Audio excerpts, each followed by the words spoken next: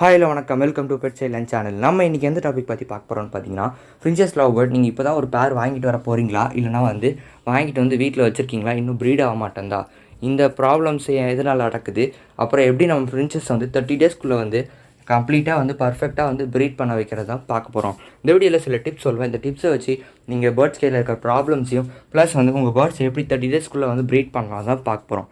வாங்க இன்றைக்கான டாப்பிக்குள்ளே போயிடலாம். வீடியோ ஸ்கிப் பண்ணாமல் பாருங்கள். அப்போ தான் நான் என்ன சொல்கிறேன்னு உங்களுக்கு கம்ப்ளீட்டாக புரியும். ஸ்கிப் பண்ணிங்கன்னா சில இடத்துல உங்களுக்கு டவுட்ஸ் வர வாய்ப்பு இருக்குது. ஃபுல்லாக பார்த்தோம் உங்களுக்கு டவுட்ஸ் இருந்ததுன்னா கமெண்ட்ஸில் டவுட்டை லீவ் பண்ணுங்கள். நான் உங்களுக்கு அதை எக்ஸ்பிளைன் பண்ணுறேன் கமெண்ட்லேயே, இல்லை புதுசாக ஒரு வீடியோ போடுறேன். சரி, ஓகே ஃப்ரெண்ட்ஸ், வாங்க வீடியோக்குள்ளே போகலாம்.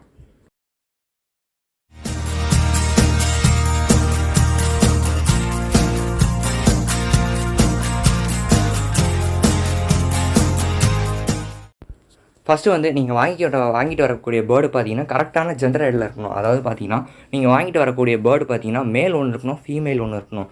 நிறைய பிகினர்ஸ் பார்த்தீங்கன்னா பேர்டை பற்றி ஒழுங்காக சரியாக தெரியாமல் அதை வாங்கிட்டு வீட்டில் ப்ரீட் ஆகலன்னு சொல்லிட்டு இருக்கீங்க.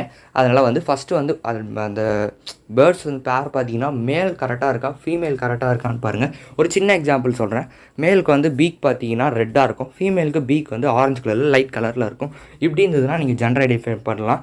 இன்னும் நிறைய வேஸில் பண்ணலாம். டிஸ்கிரிப்ஷன் லிங்க் தரேன், நீங்கள் போய் அதில் பார்த்துக்கலாம். அதுக்கப்புறமா பார்த்தீங்கன்னா உங்கள் பேர்டு அடல்ட்டாக இல்லையான்னு பார்த்துக்கோங்க. சில பேர்ட்லாம் பார்த்தீங்கன்னா சிக்காக இருக்கலாம், இல்லைனா செமிடல்ட்டாக இருக்கலாம். அந்த ஸ்டேஜில் இருந்துன்னா உங்கள் பேர்டு ப்ரீட் ஆகாது. அதனால் கவலைப்படாதீங்க ஃப்ரெண்ட்ஸ். உங்கள் பேர்டு அடல்ட்டானால் ப்ரீட் ஆயிரும். ஆனால் கரெக்டான ஜெண்டர்லி இருக்கணும். அதே நேரத்தில் அடல்ட்டாக இருந்தால் தான் உங்கள் பேர்டு ப்ரீட் ஆகும். அதனால் அதையும் நோட் பண்ணிக்கோங்க. உங்களோட பேர்டு ஃபஸ்ட்டு கரெக்டாக இருக்கான்னு பார்த்துக்கோங்க. இன்னொன்று பார்த்தீங்கன்னா பேர்டுக்கிட்ட எந்த டிஸ்அட்வான்டேஜும் இருக்கக்கூடாது. அதனால் டிஸ்அட்வான்டேஜ்னு சொல்லுங்க. அது என்னென்னு பார்த்தீங்கன்னா, இந்த ஃபிசிக்கலி சேலஞ்சுட்டு கேள்விப்பட்டிருப்பீங்க. அதாவது பார்த்தீங்கன்னா கால் ஊனமாக இருக்கலாம், இல்லை இந்த பேர்டுக்கு பறக்க தெரியாமல் இருக்கலாம், இல்லைனா அந்த பேர்டுக்கு மென்டாலிட்டி கரெக்டான பேரண்ட் பேர்டாக இருக்கலாம். சில பேர்ட்ஸுக்கெலாம் பார்த்தீங்கன்னா மேலுக்கெலாம் பார்த்தீங்கன்னா நெக்ஸ்ட்டு பில்டு பண்ண தெரியாமல் பில்டு பண்ணிகிட்ருக்கோம். சில பேர்ட்ஸ்லாம் பார்த்தீங்கன்னா கரெக்டான மெச்சூரிட்டி வந்திருக்காது. இந்த மாதிரி பேர்ட்ஸ்லாம் பார்த்தீங்கன்னா நீங்கள் எடுத்துன்னு வந்தீங்கன்னா ப்ரீட் ஆகிறதுக்கு கஷ்டம். அதனால் கரெக்டாக பேர்டை வாங்கிக்கோங்க. பெட்டர் நீங்கள் பெட் ஷாப்லேருந்து வாங்கும்போது ஒரு எக்ஸ்பீரியன்ஸ் ஸ்டாலை கூட்டிகிட்டு போயிட்டு ஒரு பேர்டு லவ் பேர்டே ஃபின்ச்சஸை வாங்கிட்டு வந்துடுங்க. உங்களுக்கு நோட் பண்ண தெரியலனா கொஞ்சம் சில டிப்ஸ்லாம் சொல்கிறேன். பேர்டு ஃபின்ச்சஸ்னால் அதோட சிம்டம்ஸ்லாம் பார்த்தீங்கன்னா அது பார்த்தீங்கன்னா மேல் ஃபீமேல் ஒன்று கோதிட்டு இருக்கும். எல்லாம் பார்த்தீங்கன்னா அது ரெண்டுமே கேஜில் பார்த்தீங்கன்னா ஒன்றா தான் இருக்கும். இதை நீங்கள் எப்படி கண்டுபிடிக்கலாம் பார்த்தீங்கன்னா, ½ அன் ஹவர் அந்த கேஜ் நீங்கள் நோட்டீஸ் பண்ணால் ஒரு படி நோட்டீஸ் பண்ணிங்கன்னா அதோட ஆக்டிவிட்டீஸ் வச்சு நீங்கள் கண்டுபிடிச்சிடலாம் எது பேர்டுன்னு சொல்லிட்டு. அதனால் வாங்கும்போது நீங்கள் பேராக வாங்கிட்டிங்கன்னா கொஞ்சம் உங்களுக்கு ப்ராப்ளம்ஸ்லாம் வரது தீர்த்துடலாம். சீக்கிரமாக ப்ரீட் ஆகிறதுக்கும் நிறைய வாய்ப்பு இருக்குது. அதுக்கப்புறம் பார்த்தீங்கன்னா நீங்கள் வைக்கக்கூடிய சரௌண்டிங், அதாவது பார்த்தீங்கன்னா நீங்கள் அந்த பேர்டை வைக்கக்கூடிய இடம் அது எங்கே வைக்கணும்னு பார்த்தீங்கன்னா ஆள் நடமாட்டம் இல்லாத இடமா வைக்கணும். ஏன் அப்படி சொல்கிறேன்னு பார்த்தீங்கன்னா, ஃப்ரின்ச்சஸ் நம்மளெல்லாம் பார்த்தா அப்புறம் நாய், பூனை, அப்புறம் எறும்புங்க, இந்த மாதிரி பல்லிலாம் வர இடத்த பார்த்திங்கன்னா எல்லா பேர்ட்ஸும் பயப்பட தான் செய்யும். அதெல்லாம் தவிர்த்து ஃபின்ச்சஸ் பார்த்திங்கன்னா அதிகமாகவே பயப்படும். ப்ரீடிங் டைம்லாம் இந்த மாதிரி இடத்துல வச்சுருந்திங்கன்னா முட்டை தள்ளி விட்டுரும், இல்லைனா ப்ரீட் ஆகாது. அதனால் ஒரு ஆள் நடமாட்டம் இல்லாத இடத்துலையே உங்கள் பேர்ட் கேஜ் வைங்க. அப்போ தான் நீங்கள் நினச்சா மாதிரி சீக்கிரமாக ப்ரீடிங் நடக்கும். அதே நேரத்தில் சும்மா அந்த பேர்டுக்கிட்ட போயிட்டு டிஸ்டர்ப் பண்ணிக்கிட்டு இல்லைனா அந்த பேர்டையே சும்மா ஊற்று பார்த்துருந்தா அது ப்ரீட் ஆகாது, டிஸ்டர்ப் ஆகிட்ருக்கும். அதனால் எப்பயுமே பேர்டை நீங்கள் 2 வாட்டி தான் பார்க்கணும். அதாவது காலையில் ஃபுட்டு எடுத்து மாற்றும் போதும், அடுத்த வாட்டி நைட்டு லைட் ஆஃப் பண்ணி அதை இது பண்ணுறதுக்காகவும் கரெக்டாக மூடி வைக்கிறதுக்காக தான் நீங்கள் போகணும். மற்றபடி சும்மா அந்த பேர்டை டிஸ்டர்ப் பண்ணிக்கிட்டே அப்பப்போ போயிட்டு இருந்தீங்கன்னா ப்ரீடிங் தடைப்படும், இல்லைனா லேட் ஆகிறதுக்கு வாய்ப்பு இருக்குது.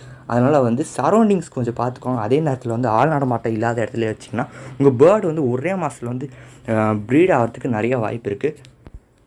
அதுக்கப்புறமா பார்த்தீங்கன்னா உங்களோட பேர்ட்ஸ்க்கு ஒரு ப்ராப்பரான நெஸ்டிங் மெட்டீரியல் கட்டியிருக்கணும். அதாவது பார்த்தீங்கன்னா உங்கள் பேர்டு மற்ற பேர்ட்ஸ்லாம் பார்த்தீங்கன்னா நெஸ்டிங் மெட்டீரியல் வைக்கணும்னா கூட முட்டை வச்சிடும் ப்ரீட் ஆகி. ஆனால் பார்த்தீங்கன்னா ஃபின்ச்சஸ் அப்படி கிடையாது. நீங்கள் நெஸ்டிங் மெட்டீரியல் வச்சா தான் அது ப்ரீடே ஆகும். அதனால் நெஸ்டிங் மெட்டீரியல் வச்சுருங்க. நெஸ்டிங் மெட்டீரியல் வைக்கணும்னா உங்கள் பேர்டு அதோட ஃபெதர்ஸையாக வச்சு நெஸ்ட்டை பில்டு பண்ணும். அப்படி பண்ணிச்சுன்னா உங்கள் பேர்டு செத்து போகிறதுக்கு கூட வாய்ப்பு இருக்குது, அதோட ஃபெதர்ஸை கிள்ளி. அதனால் ஒரு நெஸ்டிங் மெட்டீரியல், அதாவது பஞ்சு போல் சில மெட்டீரியல்ஸ்லாம் இருக்கும், பேப்பர், பஞ்சு, இல்லைனா இப்போ பட்ஜீஸில் மோல்டிங் நடக்கும்போது அதெல்லாம் நீங்கள் பேர்ட்ஸுக்கு வைக்கலாம். தேங்காய் நார் கம்மியாக வைங்க. தேங்காய் நார் அதிகமாக உங்களுக்கு சஜஸ்ட் பண்ண மாட்டேன். அதை நீங்கள் கேட்கலாம், நிறைய பேர் தேங்காய் நார் தான் வைப்பீங்க, நிறைய வீடியோஸ் நான் சொல்லியிருக்கேன். தேங்காய் நாரில் வைக்காதீங்க. ஏன்னா தேங்காய் நார் வைக்கும்போது சிக்ஸ் அதில் மாட்டிட்டு செத்து போகிறதுக்கு வாய்ப்பு இருக்குது. அதில் முடிஞ்ச அளவுக்கு பேப்பர், இல்லை பஞ்சு, இல்லை நியூஸ் பேப்பர்லேருந்து வரும்ல, அந்த மாதிரி ஐட்டமாக உங்கள் பேர்ட்ஸ்க்கு வைங்க. இல்லை பட்ஜீஸில் மோல்டிங் நடக்கும்போது அதில் வரும்ல, அதை கூட நீங்கள் உங்கள் பேர்ட்ஸ்க்கு வைக்கலாம். நெஸ்டிங் மெட்டீரியல் வைக்கணும், அப்போ தான் ப்ரீட் ஆகும். எதுவுமே வைக்காமல் வச்சுருந்தீங்கன்னா உங்கள் பேர்டுக்கு ஆபத்தாயிடும். அப்புறமா வந்து ப்ரீடிங் நடக்கணும்னா முக்கியமாக நீங்கள் ஒன்று வச்சாகணும். அது என்னென்னு பார்த்தீங்கன்னா நிறைய பேர் தெரியும்னு நினைக்கிறேன். இருந்தாலும் நான் சொல்கிறேன் இந்த பாயிண்ட்டை தெரியாத இருந்தால் கேட்டுக்கோங்க. பார்ட் வந்து வைக்கணும். பார்ட் வந்து சரியான முறையில் வைக்கணும். என்னென்னு பார்த்தீங்கன்னா நிறைய பேர் வந்து பார்ட்டுக்கு மேலே மூடி வச்சுருப்பீங்க. அது வந்து பஜ்ஜீஸுக்கு வச்சுருந்தா சரி, ஆஃப்ரிக்கனுக்கு வச்சுருந்தா சரி, காக்டெயிலுக்கு அந்த மாதிரி மூடி வச்சுருந்தா ஓகே தான். ஆனால் ஃபின்ச்சஸ் பொறுத்த வரைக்கும் அந்த மாதிரி மூடி எதையும் வைக்காதீங்க. ஏன் வந்து மூடி வைக்கக்கூடாதுன்னு சொல்கிறேன்னு பார்த்தீங்கன்னா, ஃபின்ச்சஸ் வந்து அதுக்கு மேலே கூடு கட்டி அதுக்கு மேலே முட்டை வச்சுதுன்னா அது கீழே விழுறதுக்கு வாய்ப்பு இருக்குது. அதனால் மேலே வந்து அந்த பானையோட மூடி எடுத்துட்டுருங்க. உள்ளே மட்டும் போகிற மாதிரி வச்சுக்கோங்க. அப்போ தான் வந்து அது கரெக்டாக உள்ளே பில்டு பண்ணும். இல்லை வந்து தப்பாக பில்டு பண்ணுறதுக்கு வாய்ப்பு இருக்குது. அப்புறம் அந்த நெஸ்ட்டு விழுந்துச்சுன்னா ப்ரீடிங் நடக்காது. அடுத்து வந்து பார்த்திங்கன்னா உங்கள் பேர்ட் கேஜில் இருக்கிற ஸ்டிக்கு வந்து ரொம்பவே முக்கியமான ஐட்டம். ஸ்டிக்கு என்னடா வேலை பண்ண போது பார்த்திங்கன்னா ப்ரீடிங்கில் அதான் ஒரு மேஜர் ரோல் பண்ணும். ஸ்டிக்கு வந்து நிறைய பேர் வந்து ஆடிட்டு இருக்க மாதிரி வைப்பீங்க. இல்லைனா வந்து ஸ்டிக்கு பார்த்திங்கன்னா கீழே விழுற அளவுக்கு சில பேர்லாம் வச்சுருப்பீங்க ஸ்டிக்கை அப்படி வச்சுருந்தீங்கன்னா உங்கள் பேர்டு வந்து ப்ரீடே ஆகாது. அதனால் வந்து ப்ரீடிங்கில் அது ஒரு மேஜர் ரோல் பண்ண எல்லாருக்கும் தெரியும்.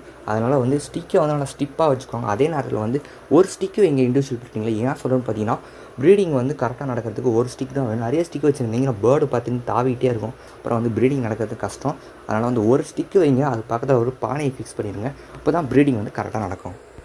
இன்னொரு இம்பார்ட்டண்டான ஐட்டம் என்னென்னு பார்த்தீங்கன்னா பேர்ட் கேஜோட சைஸு. ஃபின்ச்சோட பேர்ட் கேஜ் சைஸ் எல்லாருக்குமே தெரிஞ்சிருக்கும்னு நினைக்கிறேன். அப்படி தெரியலன்னு பார்த்துக்கோங்க. பிகினராக இருந்தீங்கன்னா உங்களுக்கு தெரியாதுன்னு நினைக்கிறேன். நிறைய பேர் பார்த்தீங்கன்னா இந்த ஃபேன்சி பேர்ட் கேஜில் வந்து இந்த மாதிரி ஸ்டிக்கெல்லாம் வச்சுட்டு பானையை வச்சு அதுவே குட்டியாக தான் இருக்கும் பானை சைஸுக்கு.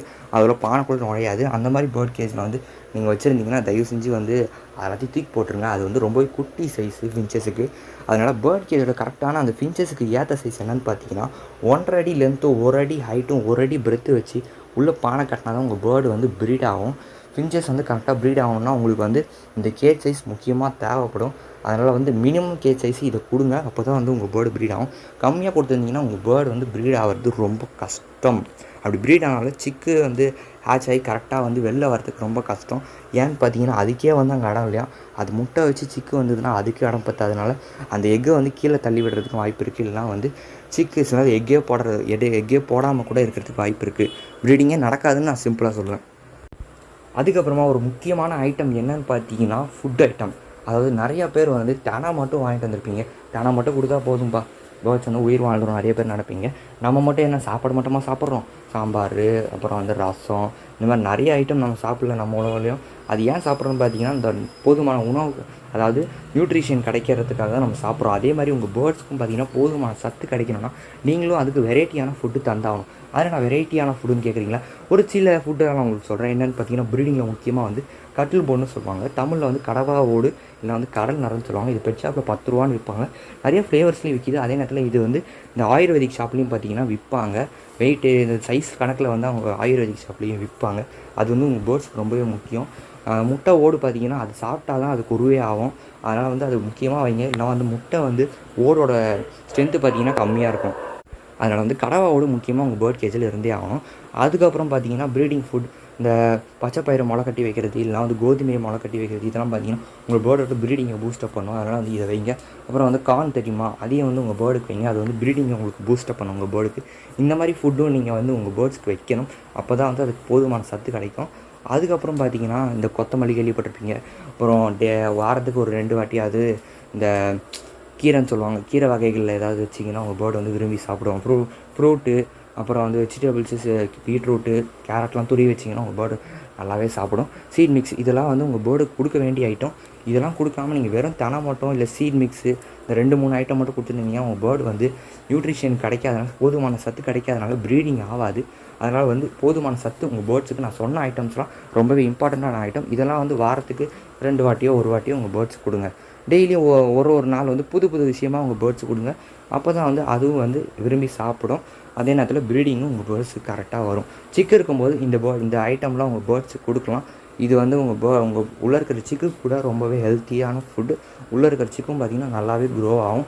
இன்னொன்று ப்ரீடிங் ஃபுட் என்னென்னு பார்த்தீங்கன்னா எக் ஃபுட்டுன்னு சொல்லுவாங்க. அதுவும் உங்கள் பேர்ட் கேஜில் வந்து ப்ரீடிங்க்கு முன்னாடி கொடுக்கணும். சிக்கு இருக்கும்போது கொடுக்காதீங்க. ஏன்னா அந்த எக் ஃபுட்டில் பார்த்தீங்கன்னா இந்த இதெல்லாம் வச்சுருப்பாங்க. இந்த என்னது எக்ஷெல்ஸ், அதாவது பார்த்தீங்கன்னா முட்டையோட ஓடெல்லாம் வச்சுருப்பாங்க. அதெல்லாம் சிக்கு சாப்பிட்டுச்சுன்னா தொண்டை கிழியறதுக்கு வாய்ப்பு இருக்குது, வயிறுலாம். அதனால் வந்து உங்கள் பேர்டுக்கு மட்டும் ப்ரீடிங்க்கு முன்னாடி வந்து நீங்கள் வச்சுருந்தீங்கன்னா இன்னும் ப்ரீட் ஆகலைன்னா இந்த ப்ரீடிங் ஃபுட்டு கொடுங்க. எக் ஃபுட்டுன்னு சொல்லுவாங்க. இதை வந்து ஈஸியாக ரெடி பண்ணிடலாம். அடுத்த வீடியோவில் உங்களுக்கு போட்டேன்னா டிஸ்கிரிப்ஷன் லிங்க் தரேன். அப்புறம் பார்த்தீங்கன்னா மீல் வார்ம்ஸ்னு சொல்லிட்டு விற்பாங்க. வெட் ஷாப்லேயே அது அவைலபிளாக இருக்குது. இது கொடுத்தீங்கன்னா உங்கள் பேர்டோட ப்ரீடிங்கில் கூட ரொம்பவே ஹெல்ப்ஃபுல்லாக இருக்கும். சிக்கு இருக்கும்போது இது கொடுக்கலாம். சிக்குக்கு ரொம்பவே நல்லது. இந்த மாதிரி ஃபுட்லாம் நீங்கள் யூஸ் பண்ணால் தான் உங்கள் பேர்டு வந்து சக்ஸஸ்ஃபுல்லாக சீக்கிரமாக ப்ரீட் ஆகும் 30 டேஸ்க்குள்ளே. சரி, ஓகே ஃப்ரெண்ட்ஸ், என்னால் முடிஞ்ச அளவுக்கு எக்ஸ்பிளைன் பண்ணிட்டேன். 95% நான் முடிஞ்ச அளவுக்கு என் டிப்ஸ் எல்லாத்தையும் எக்ஸ்பிளைன் பண்ணிட்டேன். இனிமேல் வந்து மீதி 5% வந்து நீங்கள் எப்படி அதை செயல்படுத்துகிறீங்க, எப்படி நீங்கள் உங்கள் பேர்ட்ஸ் வந்து பார்த்துக்கிறீங்கன்றதில் தான் இருக்குது. எப்பயுமே பேர்டு வந்து நம்ம வந்து ஃபோர்ஸ் பண்ணக்கூடாது. ப்ரீட் ஆகலேன்னு சொல்லிட்டு கடுப்பில் இருந்தீங்கன்னா அந்த பேர்டு வந்து உங்களுக்கு நினச்ச வரைக்கும் அது ப்ரீட் ஆகாமல் தான் இருக்கும். முடிஞ்ச அளவுக்கு அதை நல்லா பார்த்துக்கோங்க. அதை வந்து நல்லா மெயின்டைன் பண்ணுங்கள். ஒரு நாள் வந்து அதுவே உங்களுக்கு எக்கு வச்சு ஒரு சந்தோஷமான நாளை அதுவே உங்களுக்கு கொடுக்கும். அதனால் வந்து உங்கள் பேர்டை வந்து நல்லா பார்த்துக்கோங்க. அப்போ தான் வந்து ஒரு நாள் அது சக்ஸஸ்ஃபுல்லாக ப்ரீட் ஆகி உங்களோட உழைப்புக்கு அது வந்து வீண் போகாமல் உங்களுக்கு எக்காக வந்து அந்த பேர்டு வந்து எக்கு வச்சு அது பலனாக உங்களுக்கு கிடைக்கும். அதனால் வந்து முடிஞ்ச அளவுக்கு நான் சொன்ன டிப்ஸ் எல்லாம் யூஸ் பண்ணி பாருங்கள். உங்கள் ஃப்ரெண்ட்ஸுக்கு இந்த யாராவது ப்ரீட் ஆகாமல் ஃபின்ச்சஸ் வந்து ரொம்ப கஷ்டமாக அந்த மாதிரிலாம் இருந்ததுன்னா அதனால் வந்து உங்கள் ஃப்ரெண்ட்ஸுக்கும் வந்து இந்த வீடியோ ஷேர் பண்ணுங்கள். அவங்களும் தெரிஞ்சுப்பாங்க இந்த டிப்ஸ் எல்லாம். நீங்களும் உங்கள் ஃப்ரெண்ட்ஸுக்கு வந்து எக்ஸ்பிளைன் பண்ணுங்கள் பேர்ட்ஸ்லாம் வளர்த்துட்டு இருந்தால். அப்புறம் வந்து நான் சொன்ன டிப்ஸ்லாம் பார்த்தீங்கன்னா ஃபின்ச்சஸ்க்கு மட்டும் இல்லை, லபர்ஜீஸ், காக்டெயில் இந்த எல்லா பேர்ட்ஸுக்கும் தான். சரி, ஓகே ஃப்ரெண்ட்ஸ், அடுத்த ஒரு நல்ல வீடியோவில் மீட் பண்ணுறேன். டவுட்ஸ் இருந்தால் கமெண்ட் பண்ணுங்கள். வீடியோ பிடிச்சிருந்தால் லைக் பண்ணுங்கள். அடுத்த ஒரு நல்ல வீடியோவில் மீட் பண்ணுறேன். பாய்.